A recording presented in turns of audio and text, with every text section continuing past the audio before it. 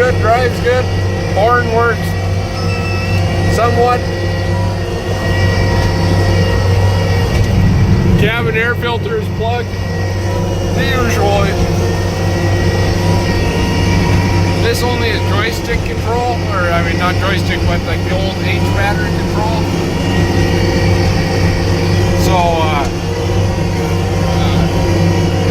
I still run the loader with foot control.